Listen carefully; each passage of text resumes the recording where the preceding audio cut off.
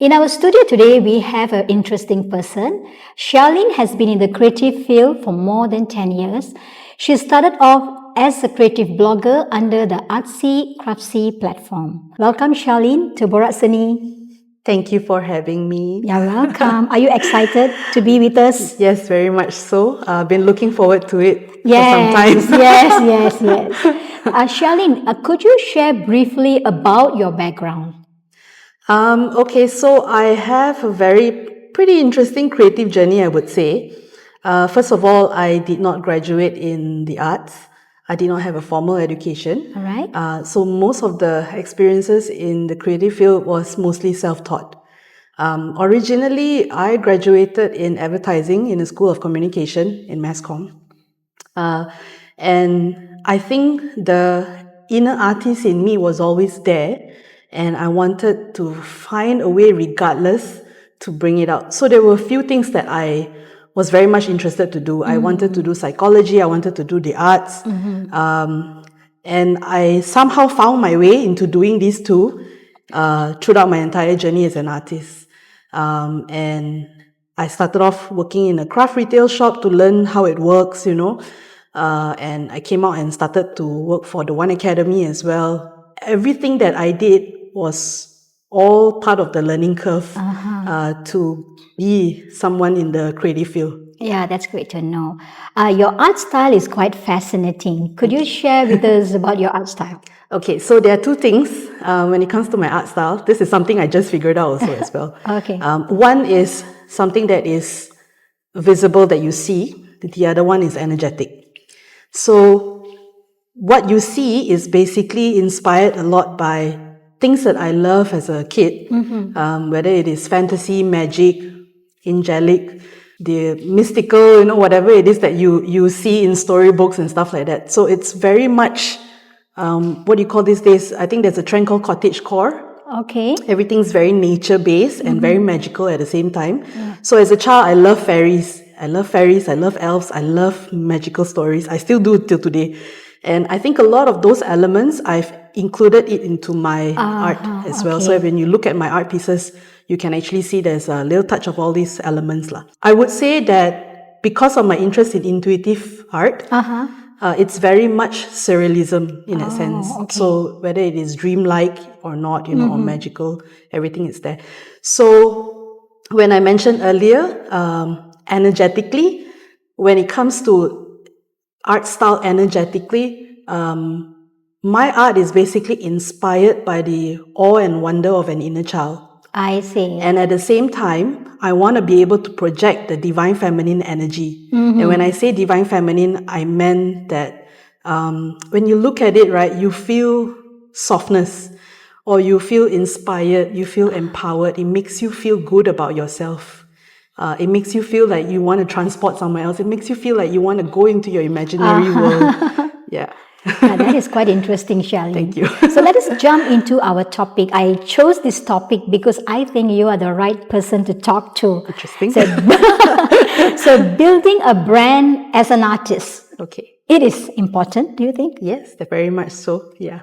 Okay. Okay, so I have had my own questions as well about this. I create content, right? So I have played around with the whole concept of branding on Instagram, on the blog and stuff like that. And during whenever I consult artists and crafters, the small timers, right, I usually tell them that it's very important to be able to project who you truly are than being something that you're not. Yeah, I totally agree with that. Yeah. So it's really important to first of all, know what you truly like, what you truly resonate with, what you gravitate towards too. Especially when you look at something, or when you're painting something or you're drawing something, what is it that you draw all the time? What is it that you paint most of the time? And you look at those things and these are the stuff that I like. These are the stuff that I resonate with, and these are the stuff that make my heart skip, And these are the things that make you. And I find that when it comes to branding, for someone who's creative, it speaks you as a person, as an artist. I mean, you have the visibility Correct. and the recognition Yes. as well, right? Yes. I think having a strong brand it also makes you to stand out, that people recognize your work. Yeah. Do you yes. agree with that, right? Yes, definitely, yes. And like I said, like when you are being able to project yourself in that way, right? Okay, I'll give you a for instance. I love mushrooms. Okay, I mean not just to eat, but I like foraging mushrooms. I like giving ID to mushrooms, identification to mushrooms, being able to ID them. And I like to draw mushrooms as well. I find that they are the magical plant of this earth. Okay. And whenever someone sees a mushroom, right, I have people sending me pictures of mushrooms, whether it is they stumble upon anywhere, or pictures of mushrooms, paintings of mushrooms, they will send it to me. And that's what I mean when I say branding, is that people know you for what you are. Yeah. Or what you stand for. And when you are able to live and embody in that sense of that persona that you have, that personality of yours, right? Whenever someone sees your art, they immediately know it's yours. They immediately know it's you. Yeah. And I think that's branding 101 in that sense, yeah. Yeah, and it also makes it easier for marketing and promotion. Yes, that's right. That people able to recognize this is your art. Yes, correct. Yeah. Correct. Yeah, and once you have that, right? Once you have that, everything comes together immediately. Your favorite colors, colors that you use and that stands for you, the symbol of your logo as well, it stands for you as well. Yeah. We don't try to just because I like, let's say for example, someone likes something magical and they try to put a unicorn, but they don't really resonate with that unicorn on the logo, so it doesn't really quite make sense in that sense. So you really have to figure out what is it that you truly love and that you truly resonate with, and that stands for you. And when you are able to embody that energy of yours, that creative energy to make it yours, then you are able to say that this is your branding. You can create the branding. The branding is basically you. It's not so much just about the logo and the colors and everything. The branding is you. Without you, there is no brand. Yeah. What do you think the perspective on the financial success, if you have your own brand, do you think the financial success is more easier having your own brand when it stands out compared to someone who does not have branding? I would say it does. It's a very interesting question actually. But yeah, I would definitely say it does affect a little bit here and there. Yeah. It does matter in a sense. Like, I would think that if you want to be able to bring your brand out there, you want to be able to reach people, target audience and stuff. To tap the market. Correct. Yeah. So I definitely think it would definitely affect. Yeah. And Shia Lynn, what do you think is a disadvantage of having a strong brand? Do you think the commercial pressure is a thing that could pull down your brand? That, having an established brand image, and the artist needs to keep up, to produce quality work, I get what you mean. And I think that's something that a lot of us artists struggle with struggling. sometimes. Yeah. It's definitely something, it's human. It's basically a human thing. Yeah. I would say, yeah, probably when we're doing something, we think that we got it, we got it right, or we got it all figured out. But the expectations is different. Yeah, correct. I mean, it's ever changing all the time. Up to a point, why we feel stuck at a certain place and time, right, in our own journey, is because we have evolved and we may not have realized that we evolve. Yes, I agree with you. Yeah, we may not have realized that we evolve, and that affects the journey. And then we think okay, where I am, I'm stuck here again right now, that kind of thing. But the truth of the matter is that basically we evolve, and we just need to be able to recognize that evolution in us, so that we don't feel stuck all the time. Yeah. And once we were able to recognize that, it gets faster and faster. The more you recognize, the more you start paying attention to it. It gets faster, and then you'll be able to see the next moment when you find yourself being stuck. You're able to come out of it very quickly. You know what to do. You know what to. You will have the discernment of knowing whether what kind of stuck this is, and then you'll be able to come out of it. Yeah. And move on to the next phase in your journey as an artist, and recognize what is it you need to do to help you further yourself as an artist. Yeah, and my last point is, right, does it take a lot of cost to build a brand, the financial cost? That could be a disadvantage because you need to spend money for marketing, promotion. Yeah. In my own experience, yes, it definitely does. I mean, yeah, like you say, when you advertise, you need funding and things like that. But of course, there are ways to go about it.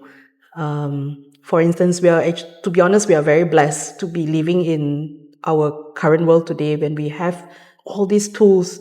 I know people complain about algorithm and stuff like that, right? But we do have all these losing tools. followers in Instagram. Correct, exactly. Yeah, but if let's say we don't pay attention to those things, let's say for a day we just in a perfect world we don't pay attention to the number of followers and stuff like that, but we use it as a tool. All these tools that we have, these digital tools that we have, we use it as a tool to market ourselves. Gone are the days that we have to rely on newspaper and advertising on TV and the billboards and whatnot. Yeah, traditional advertisements. Correct, yeah. And right now, when it comes to networking, it is the oldest trick in the book, right?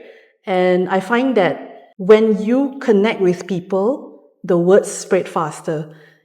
And it comes back to earlier when I mentioned about the branding part, right? Like I said that you have to embody and be that person that you really want to be and be able to show that, project it out. When people see you, they gravitate towards you because they know what you stand for. And when they truly like what you do, they spread the word. And that's how communities are built. So it comes back again to networking is the same thing totally again. Agree, yes. And yes, it is expensive, to do certain things, like we were talking about the whole advertising and digital marketing and whatnot. But when you try and do it the more, hands-on way, it does take longer, but it's so much more rewarding. Okay. Yeah. Let's move on to our next question. In the span of 10 years being an artist, what are the challenges and struggles do you face the most that, able to break you down and you're able to overcome? Wow, that's a very interesting question. Too many challenges. Too many challenges. I mean, okay, so there is this very interesting quote from Mark Manson, the author. And can I swear a little bit? Yes, you can. Okay, I promise it's not going to be so vulgar. So he there's this phrase in I think in his book or probably in one of his podcasts or something I remember listening to, and he said something like, in when you're doing something you love, right? There's the shit sandwich. No matter how shitty it is, you're willing to still shovel that shit. Yeah. Right. Okay. And it's, I know it sounds that way, but there's a very deep meaning behind it. Basically, he's trying to be as straightforward and cynical as possible to say that it does come with a lot of obstacles and things like that, right, in your journey, but you're willing to do it because you're willing to grow with it, in fact, because you know you're doing it out of passion. So in my journey, one of the things that I happened to face with the most, which I'm very open in talking about it, it's basically mental health. So not long ago, okay, this was before COVID, and before COVID, I had everything figured out and stuff like that. Like everybody else, after COVID, there was a lot of crumbling, right? Identity crumbling, image crumbling, branding crumbling. Everything was crumbling. At first, it was really difficult to figure it out, but then I realized that I think it was necessary. The world itself was crumbling. Why? Because we need to reset those things. And it put us in a position where, look, you guys, humans, you really gotta be able to figure this one out. I mean, you've been too comfortable already, you know. So mental health was one of the big things, and but it was something I think that was meant to be. And I was diagnosed with generalized anxiety disorder and clinical depression. And it's something that I still have to work with every day right now, but it did not prevent me from anything. In fact, I think it played such a big role with my art journey as an artist. It made me figure things out as well. Yeah. When I mentioned crumbling earlier, I mentioned that, I wanted to say that, I realized that I was very stuck with the identity of being an artist or being the creator of the artsy craftsy platform. And I didn't realize that I had all these other things around me, you know, that I'm also multidimensional. Yeah, And you're I'm able to do other things correct. as well. Yes, Yeah. and I'm multidisciplinary because I'm not just that one thing. Correct. You know, so that brought me out of my shell, and I went on to look into pursuing what I truly wanted to do, which is combining art and healing together. And that's when I became a certified therapeutic art life coach. I went into wood burning art. I went into engraving. I did all kinds of stuff. And then I realized that, I am more than all that. I'm more than just being an artist. In fact, my work is beyond the canvas. Yeah. So I think that struggle that I was talking about, even though I mentioned mental health, but I think there is so much more to it than just that mental health thing, Yeah. It plays a big part in everything in me, like being an artist is not just being an artist. You are the walking art. That's why it comes back to the whole embodiment part, you are the walking art. Yeah. And I think that you did a perfect job of not sitting and thinking, why I'm struggling with my mental health, but you managed to break through the hurdle, and you managed to think it in a positive way. And I think that is a good step of healing. The process has already started instead of just like crumbling and sitting at the position. So thank you for sharing this part of you that I didn't know. But then I do enjoy the post that you post in Instagrams, all your crafts work. Yeah, I couldn't trace out like, what is she doing there? That's very Always interesting up to thing. something. The candle burning and all the engraving. Yeah, that is interesting. So Shia Lynn, my last question. We are at the end of our session. Cool. What is your future plan? If you have any projects or ideas? Yeah, I do actually. Pretty interesting year. This year has been a real awakening. I mean, I've gone through awakening several times, but this one is really interesting because I changed in terms of myself being like trying to be a fast-paced person. I started to embrace my feminine side even more. And that means slowing down and being more gentle. More gentle, yes. More gentle, more self-compassion as well. And trying to embrace the element of play by embracing my inner child even more. So these two things are very important to me because these are, when I mentioned earlier in the mental health part, the inner child and the feminine aspect of me was very much wounded. And I think as I healed these two together, I started to recognize what exactly it is that I truly want to do. And it doesn't mean that I've got to give up everything that I was doing previously. So one of the things is combining art and healing together. So Shia Lynn, it was very interesting to have you in the show today. And thank you for all your valuable inputs and insights. I'm pretty sure the listeners out there and the viewers have taken away some tips, I hope so. So thank you for coming to Borasani. Thank you for having me. Yeah.